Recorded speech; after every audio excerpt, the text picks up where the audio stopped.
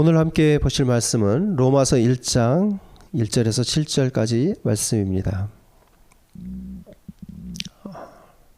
인터넷으로 안 나오고 있나요? 안 나와요? 나와요? 네. 좋습니다.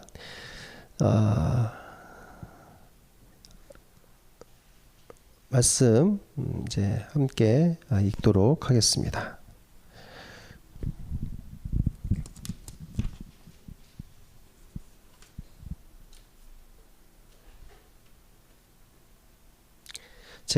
제가 한 절, 여러분들이 한 절 읽고 마지막 7절은 같이 합독하도록 하겠습니다. 예수 그리스도의 종 바울은 사도로 부르심을 받아 하나님의 복음을 위하여 택정함을 입었으니 이 복음은 하나님이 선지자들을 통하여 그의 아들에 관하여 성경에 미리 약속하신 것이라. 그의 아들에 관하여 말하면 육신으로는 다윗의 혈통에서 나셨고 성결의 영으로는 죽은 자들 가운데서 부활하사 능력으로 하나님이 아들로 선포되셨으니 곧 우리 주 예수 그리스도시니라.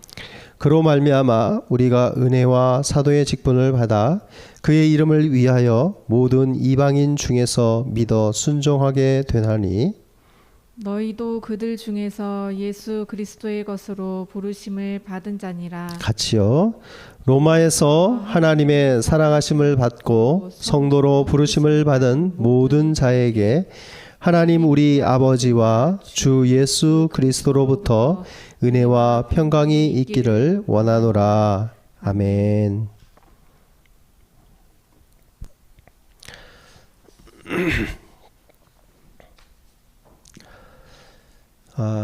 여러분들은 최근에 어떤 글을 쓰신 기억들이 있으십니까? 우리가 살다 보면 어떤 생각들을 정리해야 할 때가 있습니다. 그래서 어떤 사람들은 매일매일의 기록인 일기를 쓰기도 하고 때로는 사람들에게 자신의 생각이나 주장을 편지로 써서 보내기도 합니다. 요즘에는 사람들이 글을 잘 쓰지는 않는 것으로 보입니다. 대개 우리가 글을 쓰는 장소는 이제 노트나 어떤 기록 매체에다가 기록을 하는데 요즘은 많이 가상의 어떤 공간 속에다가 우리의 글과 그림을 남기곤 합니다. 그래서 긴 글을 쓰기보다는 사진으로 모든 것들을 남기기도 하고 또 음성으로 영상으로 기록들을 남기기도 합니다. 오늘 이 시간에 우리의 예배도 기록되어지고 또 인터넷이라는 공간 속에서 또 기록으로 여전히 뒷날에도 볼 수 있도록 남아있게 됩니다. 우리는 이제 편지를 쓸 때 종이 편지글을 예전에는 많이 썼지만 요즘은 우체국을 통해서 편지를 보내는 일이 드뭅니다. 인터넷을 통해 이메일을 보내고 또한 그것을 통해 자신들의 필요한 정보들을 전송하기도 합니다. 그래서 어떤 첨부 파일들을 보낼 때 간단하게 글 쓰는 것 외에는 거의 잘 쓰지 않는 것이 오늘의 현실입니다. 때로는 그 가상의 공간이 없어지기도 해서 우리의 과거의 소중한 기억들이, 추억들이 사라지기도 하는 그런 순간도 경험하는 시대입니다. 오늘 읽은 본문 말씀은 바울이 로마 교회 성도들에게 쓴 편지 형식의 글, 서신서입니다. 바울이 이 서신서를 남겨두지 않았더라면, 다른 모든 서신서들을 기록하지 않았더라면 우리는 바울의 생각을 알 수도 없을 것이고 초대교회의 상황도 알 수 없었을 것이고 우리가 어떤 신학적인 내용들 또 예수 그리스도에 관한 것들, 복음에 관한 것들을 알아가는데 많은 어려움들이 있었을 것입니다. 말로 전해지는 것과 다르게 글은 또 글만의 힘이 있고 또 정리되어지는 부분도 있고 우리에게 또 그것을 계속 묵상할 수 있게 하는 그런 힘과 능력을 갖고 있습니다. 오늘 읽은 1절에서 7절은 편지에 있어서 서두에 해당되는 부분입니다. 그러니까 인사말과 같은 부분이 오늘 읽은 1절에서 7절입니다. 자, 그런데 이 편지를 받는 사람이 누구냐면 로마 교회의 성도들입니다. 그 부분은 이제 7절에 나와 있습니다. 로마에서 하나님의 사랑하심을 받고 성도로 부르심을 받은 모든 자에게 바울이 편지를 보내고 있다라고 기록하고 있습니다. 로마에 있는 교회는 누가 세우고 설립한 교회인지 아십니까? 사도 바울일까요? 베드로일까요? 가톨릭에서 주장하는 것처럼 예수님께서 베드로에게 반석 위에 교회를 세울 것이다 라고 말씀하셨기 때문에 뭐 베드로가 초대 교황이다라는 이야기도 하지만 베드로도 아니고 사도 바울도 아닙니다. 로마 교회는 바울에 의해서 설립되어지지도 않았고 바울은 이 편지를 쓸 때에 고린도에 있었습니다.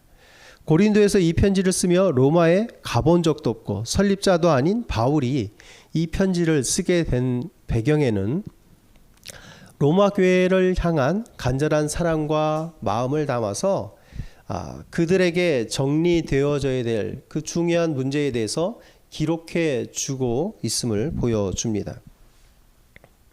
로마 교회의 문제, 그것은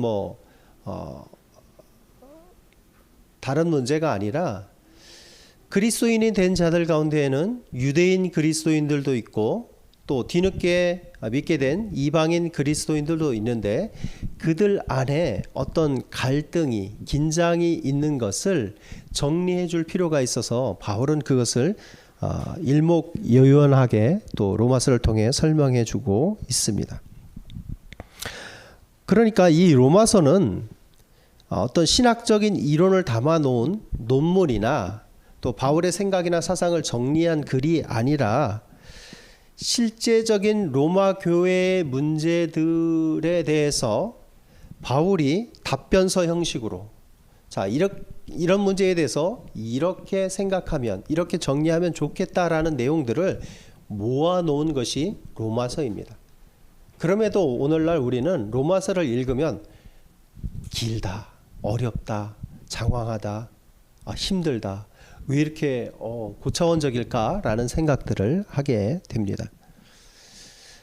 바울은 로마 교회가 하나님 앞에 든든히 서가기를 원하며 제일 긴 서신서인 이 로마서를 보내고 있습니다. 자, 오늘의 서두 인사를 보면 우리가 보통의 서두 인사와 다른 것을 발견하게 됩니다. 당시에 있어서 이제 편지글의 서두는 이렇게 시작합니다. 누가 누구에게 문안드립니다라는 형식을 가집니다. 우리도 위아래 이제 누가 누구에게 보내는지를 명시하기도 하는데 이 글 속에서 사도 바울은 7절까지의 말씀으로 길게 설명하면서 로마 교회와 떨어져 있지만 설립자도 아니고 방문한 적도 없지만 자신이 그들에게 보내는 이 편지의 정당성과 또 자신이 왜 이 편지를 보내는 것이 합당한가 마땅한가를 논리적으로 설명하고 있습니다. 자신이 이 사명을 받은 것, 사도로서 또 보냄을 받은 자로서 내가 여러분들에게 가야 되는 이유는, 여러분들에게 이 글을 보내는 이유는 내가 이방인의 사도로 하나님이 세워주셨다. 그리고 나를 이방인 가운데 보냈는데 너희 로마 교회도 이방인들 중에 하나다. 너희 안에 유대인도 있지만 이방인이 중심이 된 이 교회가, 로마 교회가 이방인의 사도인 내가 편지를 쓰는 게 합당하다라는 것입니다. 그들에게 믿음을 심어주고 있습니다. 너희가 나를 신뢰할 만하다. 그러니까 내가 보내는 이 편지 가운데서 너희가 든든히 서갈 수 있도록 하라라는 것입니다. 자신은 자기 스스로가 스스로 세워진 자가 아니라 하나님이 권위 있게 세우신 자라는 것을 계속적으로 강조합니다. 사도는 어떤 사람이 사도냐면 이 보냄을 받은 자 사도는 예수님과 함께 살았으며 또한 예수님의 부활을 증언하는 자들입니다.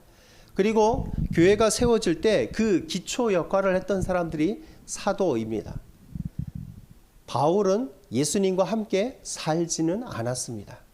3년간의 공생의 사역 기간에 함께 하지는 않았지만 예수님은 바울을 다메섹 도상에서 만나 주셨고 그에게 사명을 부여해 주셨습니다. 그래서 자신이 이방인의 사도로서 교회 설립의 어떤 터가 될 수 있는 그 역할을 잘 감당했고 또 예수 그리스도를 목격한 자이기 때문에 자신은 사도로서 부족함이 없다라는 것을 항변하고 있는 것입니다. 그리고 자신을 소개하면서 이렇게 한 가지를 덧붙입니다. 나는 예수 그리스도의 종이다라고 이야기합니다. 스스로 종이 되기를 자처했던 이 사도 바울의 이 종됨 그리고 낮아짐은 우리 그리스도인들이 하나님 앞에 어떻게 살아가야 되는지를 보여주는 가장 전형적인 아름다운 모습입니다. 사도 바울은 더 이상 자신의 뒤에 더 이상 사도가 없을 것을 예상하고 있습니다. 자신을 만삭되지 못하여 난 자 같다라고 표현하면서 자신이 예수님을 만난 것은 정말 하나님의 은혜다라고 고백하고 있는 것입니다. 부름받을 수 없는 자를 불러주셨고 더군다나 그를 사도로 세우셨고 보내셨다는 것입니다. 사도 바울이 전하는 복음의 내용들도 이 안에 들어가 있습니다. 복음의 내용들은 다른 것이 아닙니다. 이 내가 전하는 이 예수 그리스도에 관한 복음이 내가 창작해서 지어낸 것이 아니라 구약 성경이 예전부터 하나님께서 선지자들을 통해 말씀하셨던 내용들이 하나하나 이루어지는 것을 모아놓은 것이 복음이다라는 것입니다. 그 완성이 예언의 성취, 예언의 완성이 예수 그리스도에게서 이루어졌고 그를 통하여 우리가 구원을 얻을 수 있다. 이것이 하나님이 정하신 의의 방법이다라는 것을 보여주고 있습니다. 모든 예언은 예수 그리스도 안에서 성취되었음을 증거해주는 그것이 복음의 내용이라는 것입니다. 이방인의 사도로서 이방인 중에 너희 로마 교회가 있으니까 내가 너희에게 나아가는 것이 맞고 너희들이 예수 그리스도를 믿음으로 이제 더 다음 단계로 나아가기를 이끄는 것이 다음 단계로 나아갈 수 있도록 선도하는 것이 나의 역할이다라고 이야기합니다. 그것은 이것입니다. 그들이 믿음 안에 처음에 회심해서 믿음을 가진 것에서 머물지 않고 다음 단계로의 변화된 삶을 향해 또 하나님의 말씀, 새로운 관계 속에서 새로운 순종으로 새로운 충성으로 나아갈 수 있도록 이끄는 것이 사도 바울의 역할이라는 것을 보여줍니다. 사도 바울은 이 1절에서 7절의 긴 장황한 구절들을 통해서 로마 교회의 어떤 신임을 얻으려 하고 있습니다. 보지 못한 사람의 글을 통해서 복음을 들어야 하고 또 그 복음 가운데 믿음이 성장해야 되니까 자신이 어떤 자인지 그리고 내가 전하고자 하는 그 복음의 핵심이 무엇인지 그리고 너희와 나의 관계 앞으로 우리의 미래에 대해서 설명해 주고 있는 것입니다. 이 사도 바울이 나중에 로마 성도들하고 만나게 되는 일이 나중에 되어집니다. 그 일은 고린도에서 이 로마서를 쓰고 나서 약 3년 뒤에 바울이 로마로 가게 됩니다. 그때 로마에 있는 성도들을 만나게 됩니다.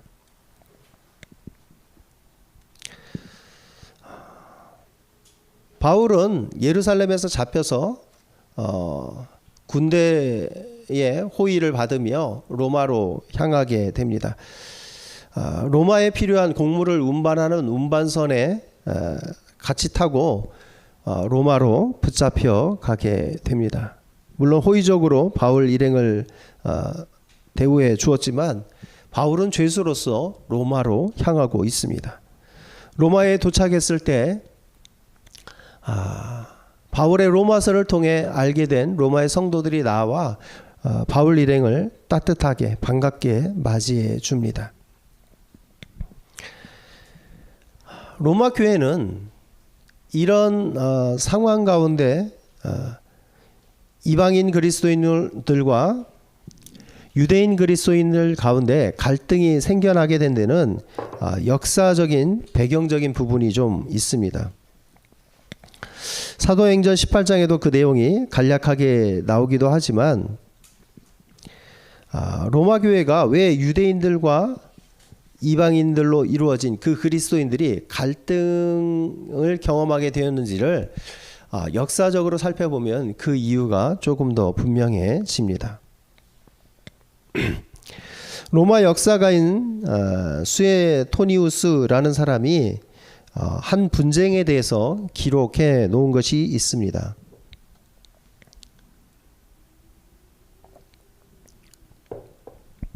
그것은 이제 크레스토스 분쟁이라는 것인데요. 이 논쟁, 이 분쟁 때문에 주후 49년 AD 49년에 로마 황제인 글라우디오가 유대인들을 로마에서 추방해 버립니다. 이 크레스토스 분쟁이라는 것은 아마도 이 역사가가 잘못 기록한 것으로 착각해서 기록한 것으로 사람들은 봅니다. 이 크레스토스 분쟁이라는 것은 예수 그리스도 할 때 그 그리스도를 뜻하는 라틴어가 크리스토스인데 그것을 크레스토스로 착각한 것으로 사람들은 봅니다. 그래서 이 예수 그리스도에 관한 논쟁 때문에 유대인들이 로마에서 추방당하고 난 뒤에 로마 교회는 대부분이 이방인 그리스도인들로 남아있는 그런 교회가 됩니다. 그리고 나서 이 이방인 위주의 로마 교회가 몇 년 뒤에 유대인들이 다시 돌아오면서 유대인과 이방인 그리스도인들 사이에 갈등이 다시 이제 고조를 경험하게 되는 것입니다.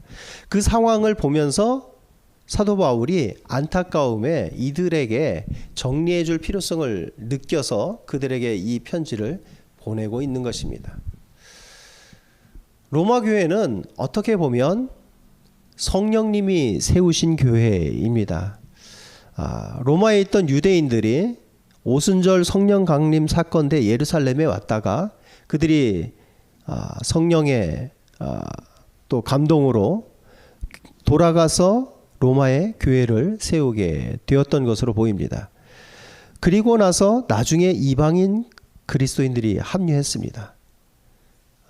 그리고 나서 아까 말씀드린 그 추방 사건, 로마에서 유대인들이 추방되는 사건이 있었다가 유대인들이 나갔다 돌아오면서 이들이 합류한 가운데 율법에 관해서 어떻게 되느냐, 율법과 복음에 대해서 이방인 그리스도인들은 율법을 잘 지키지 않는데 유대인 그리스도인들은 잘 지키는 자들입니다.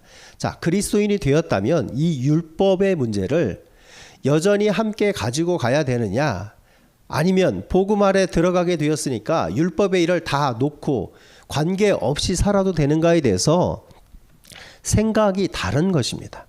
그 다른 생각들, 그리고 그들의 조상인 아브라함에 대한 생각들, 그리고 이스라엘의 어떤 교회의 미래의 모습에 대해서 이방인들이 들어오게 됨으로, 합류하게 됨으로 앞으로 교회가 어떻게 될 것인가에 대해서 생각하는 부분들을 사도 바울은 이 로마서 가운데 하나씩 되짚어 주면서 교회가 이렇게 되어야 된다라는 방향성을 제시해 주고 있습니다. 바울은 이 편지를 쓰면서 자신이 사도며 예수 그리스도의 종이다라는 것을 강조하고 있습니다. 이 종이라는 부분을 사도 바울이 이야기하면서 자신이 종이 된 것을 어떻게 생각하고 있습니까? 종이 된 것을 힘들어하고 괴로워하고 내가 왜 종이 되어야 되지? 뭐 이런 생각을 가지고 있는 것이 아니라 종이 된 것을 자랑스러워합니다. 예수 그리스도를 섬기게 되고 예수 그리스도의 지시를 따르게 된 그것을, 예수 그리스도를 주인 삼은 자신의 삶이 하나님 안에서 기쁘다라는 의미가 그 안에 들어가 있습니다. 내가 누군가 높은 사람의 종이 된다는 것, 어디 가서 자랑할 만한 일입니다. 내가 이런 사람을 섬겨, 내가 수종드는 이 분은 말이야 라고 하면서 그 분에 대해서 자랑할 수 있는 사도 바울은 예수 그리스도가 이제 자신의 주인이 되었으며 나를 통치하실 것이며 나의 미래를 책임져 주실 것이며 나를 이끄실 분으로 내가 섬기고 있다라는 것입니다. 그 귀하신 예수 그리스도를 위해 내가 즐겁고도 기쁘게 이 사명을 감당하러 간다라고 외치고 있는 것입니다. 종이라는 것은 주인에 대해서 자신을 다 내어드리며 헌신하고 충성하는 것을 의미합니다. 자, 그런데 이 종에게 만약에 두 명의 주인이 있다면 어떻게 될까요? 한 주인에게는 충성을 다하고 한 주인에게는 소홀할 수도 있습니다. 그래서 성경은 한 종이 두 주인을 섬길 수 없다라는 말씀을 해주고 있습니다. 그래서 하나님과 재물을 겸하여 섬길 수 없다라는 마태복음의 말씀은 우리가 하나님을 섬기든지 재물을 섬기든지 둘 중에 하나를 섬겨야 된다는 것입니다. 둘 다에게 충성을 다할 수 없는 존재임을 말씀해 주고 있습니다.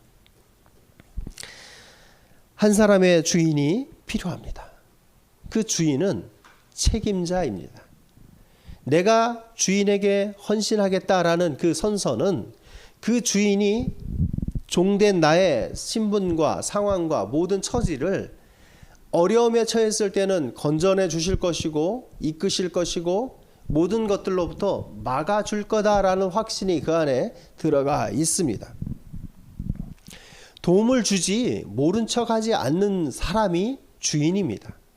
그러니까 내가 예수 그리스도의 종이 되었다는 것은 예수 그리스도께서 나의 모든 생애를 주관하실 뿐만 아니라 내가 어려움에 처해 있을 때에도 그가 나를 붙드시며 회복시키시며 낫게 하실 것이며 또한 나의 모든 삶을 안전케 하실 것임을 믿는 믿음 안에서 살아가는 것입니다. 성경 안에서 특별히 신약 성경 안에서 이 종이라는 것에 대한 단어는 어떤 경멸적이거나 모욕적이거나 또한 멸시를 받는 그런 느낌은 없습니다. 당시에 헬라 로마 사회에서는 종이 천한 신분이었고 사람들에게 어떻게 보면 손가락질 받는 신분이었을지 몰라도 성경은 그런 의미로 사용하고 있지 않다는 것입니다. 유대교에서도 종이다라는 말을 이제 종이라는 것을 모욕적인 말로 이해를 했지만 신약 성경이나 또한 모든 그리스도인들은 그렇게 받아들이지 않았다는 것입니다.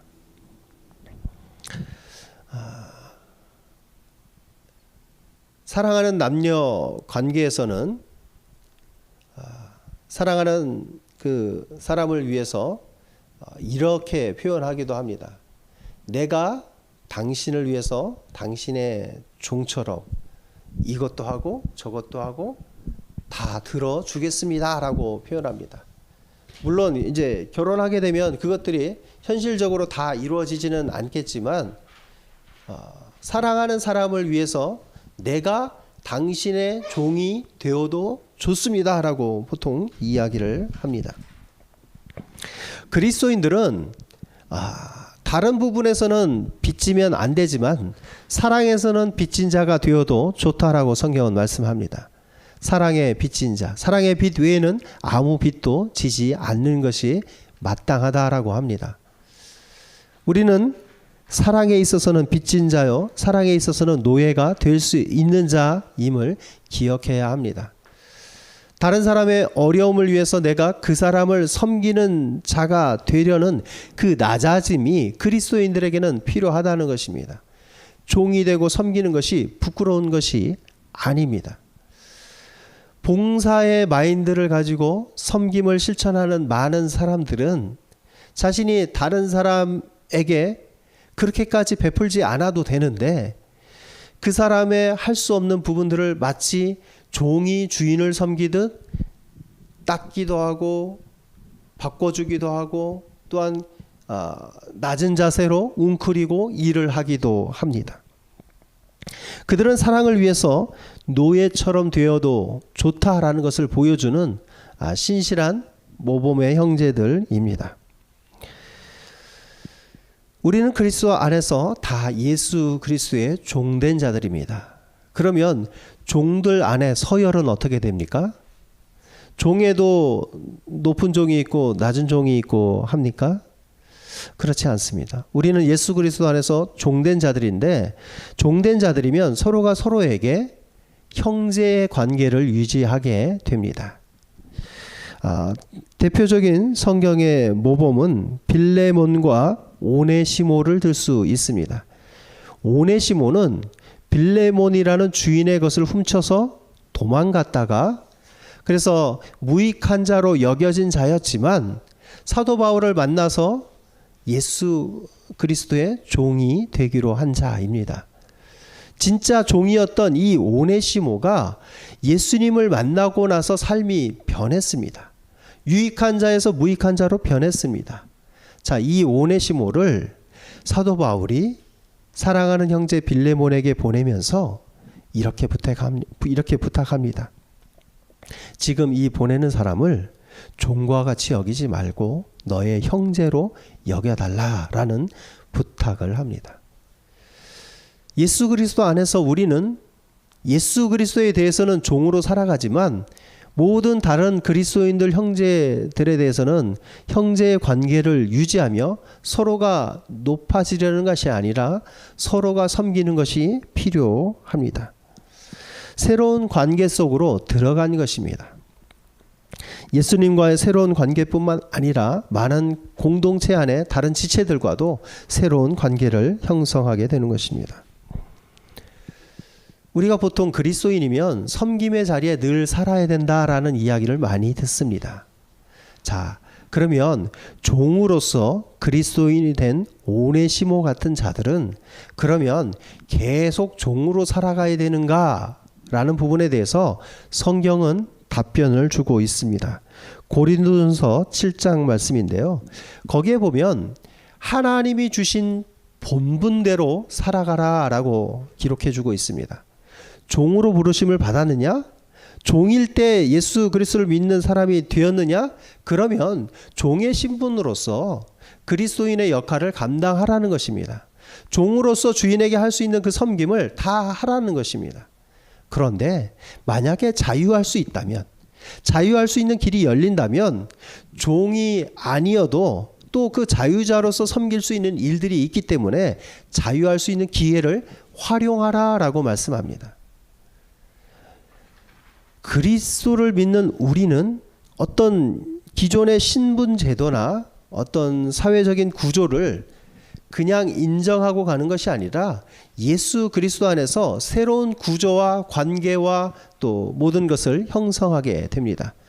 그래서 성경은 노예 제도를 인정하는 것이 아니라 노예로 된 자들과 주인인 자들이 예수 그리스도 안에서는 다 형제 될 수 있는 새로운 공동체, 새로운 관계를 보여주는 것입니다. 결국 예수 그리스도 안의 사랑은 모든 노예 제도를 깨뜨렸고 그들을 형제로 받아들이게 했으며 아직도 많은 불평등 속에 있지만 우리는 그 새로운 관계 속에서 사랑을 실천하며 살아가야 되는 것입니다. 그리스도인들도 늘 섬김의 자리에 있는 것만이 아니라 남을 주장하는 자리에, 남을 지시하는 자리에도 있을 수 있다는 말씀으로 적용하면 좋을 것 같습니다. 모든 사람들이 그리스도인들이 섬겨야 된다고 해서 늘 낮은 자리, 평사원, 말단 뭐 이런 것만 해야 되는 것이 아니고 그리스도인들도 각자가 섬길 수 있는 높은 자리도 있을 수 있음을 보여주는 말씀입니다. 그리스도인이 높은 자리에 있게 되면 그 사람은 높은 자리에서 할 수 있는 섬김의 본을 보여주면 됩니다. 그 사람을 부르신 그 자리에서 다른 사람을 어떻게 섬기는지를, 세상은 할 수 없는 그 사랑과 섬김을, 낮은 자리를 보여주면 됩니다. 그래서 우리는 그리스도 안에서 낮은 자는 높아지고 높아진 자는 낮아지는 경험을 하게 되는 것입니다. 그리스도인들이 리더가 되고 경영자가 되면 새로운 섬김의 본을 보여주어야 합니다. 우리는 회심 전에 죄와 율법 아래 종살이 하던 자들이었지만 이제는 의의 종으로, 예수 그리스도의 종으로 살아갑니다. 자유하는 자가 되었지만 스스로 예수 그리스도의 종이 되기를 원하고 갈망하고 그 자리에 살아가는 것입니다. 예수님은 자신이 섬김의 모범을 제자들의 발을 씻김으로 보여주셨습니다. 스승이 제자의 발을 씻기는 것도 쉽지 않지만 하나님이신 그분이 인간의 발을 씻기시고 또 인간의 자리에 내려오신 그 모든 것은 자신의 모든 권리와 모든 위치를 내려놓고 동등됨, 하나님과 동등됨을 내려놓으시고 자신의 비움과 낮아짐을 경험하신 예수님이십니다. 예수님은 제자들의 발을 씻기는 것에서 머무르지 않으시고 고난받는 종으로 또한 그 십자가의 자리까지 나아가셨습니다. 예수님이 하신 말씀, 내가 온 것은 섬김을 받으려 함이 아니다라는 말씀은 예수님의 십자가 상의 자리에서 이루어졌습니다. 내가 온 것은 많은 사람의 대속물로, 종을 값을 주고 그를 자유하게 하는 것처럼 내가 이 대가와 희생을 치름으로 너희를 자유하게 하려 내가 이 땅 가운데 대속물로 너희에게 나왔음을 내가 너희에게 보여준다. 나를 믿고 나에게 나오는 자들은 하나님의 자녀가 될 것이며 또한 새로운 관계 속으로, 구원의 관계 속으로 들어오게 될 것이다를 보여주신 것입니다. 바울은 그 예수 그리스도를 본받아 자신의 삶을 예수 그리스도의 종으로 살아가기로 결단한 자입니다. 종이 된 자는 자신의 권리나 자신의 기득권을 주장하지 않습니다. 자신이 더 이상 주인과 같이 행세하지 않습니다. 그래서 바울은 자신이 종이 된 뒤에 자신의 모든 기득권을 내려놓고 내가 이것을 할 수 있지만 내가 이것을 주장하지 않는다. 내가 너희에게 헌금을 받아서 생활할 수도 있지만 나는 내가 일하는 것을 부끄럽게 생각하지 않는다. 나는 이 권리를 내려놓겠다. 나는 결혼을 해서 어떤 관계 속에서 아내를 데리고 모든 사역들을 할 수도 있겠지만 나는 예수 그리스도를 위해서 그 모든 것을 내려놓겠다라고 바울은 선언한 것입니다. 바울은 자신이 먹는 어떤 음식에 있어서도 약한 형제를 위해서는 자신은 거리낌 없이 먹을 수 있는 그 고기들을 포기할 수도 있다라고까지 모든 권리의 포기, 기득권의 포기, 할 수 있는 것들의 포기를 선언했습니다. 하나님의 종이 된다는 것은 하나님의 백성이 되는 것입니다. 하나님의 통치 아래 들어가는 것입니다. 하나님이 나의 주인이십니다. 하나님이 나의 아버지이십니다. 이스라엘의 고백이 우리의 고백이 되는 것입니다. 그렇기 때문에 그 종된 자는, 백성된 자는 그 공동체 위에 군림하려 해서는 안 됩니다. 공동체를 마치 자신의 손아귀에 쥐고 쥐락펴락하면서 내가 어떤 권리들을 행사하는 것이 아니라 하나님의 종이 된 자는 공동체 안에서도 공동체 모두의 종이 될 각오를 가지고 충성과 헌신을 맹세하고 살아야 되는 사람입니다. 공동체를 지배하고 그 위에 서려고 하는 순간 그 사람은 예수 그리스도의 주인의 자리를 찬탈하려는 나쁜 종이 되는 것입니다. 오늘날은 섬김의 리더십이 빛을 발하는 시기입니다. 모든 성도들을 또 모든 사람들을 사랑하는 마음으로 섬김 가운데 더 큰 리더십을 보여주는 것이 아름다운 덕이 되었습니다.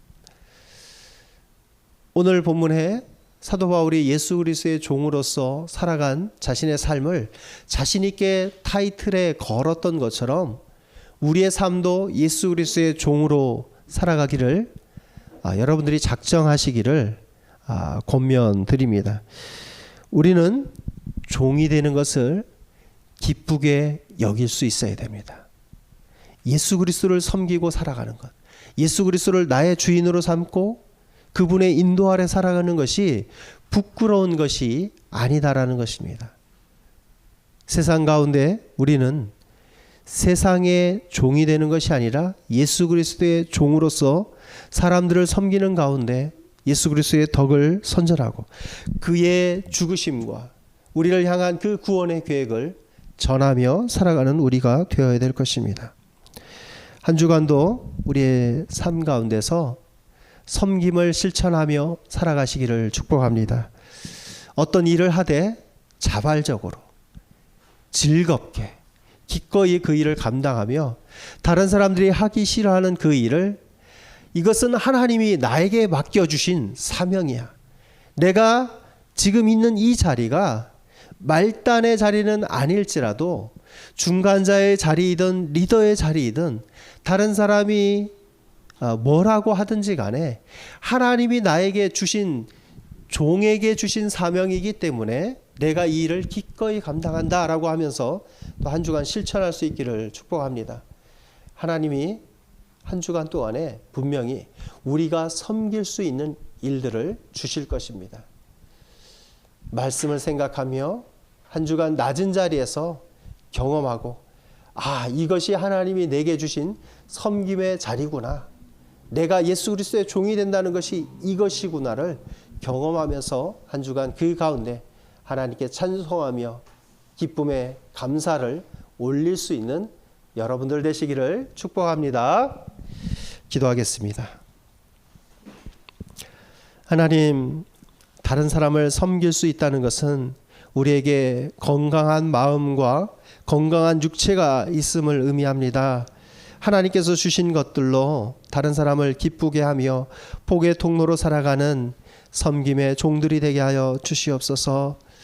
섬김을 하면, 섬김을 이야기하면 우리 성도들이 떠오르게 하시며 또한 많은 사람들이 입에 칭찬하며 그 사람을 본받아야 돼 라고 말할 수 있는 모든 성도들의 삶이 되게 하여 주시옵소서.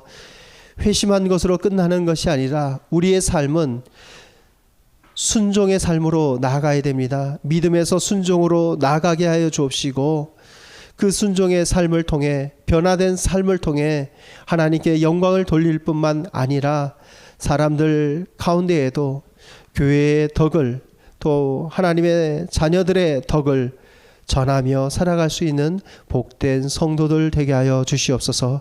우리의 입술을 지키시며 마음의 생각을 지키시며 손과 발을 지켜 주시옵소서. 감사합니다. 이 모든 것 예수 그리스도의 이름으로 기도합니다. 아멘.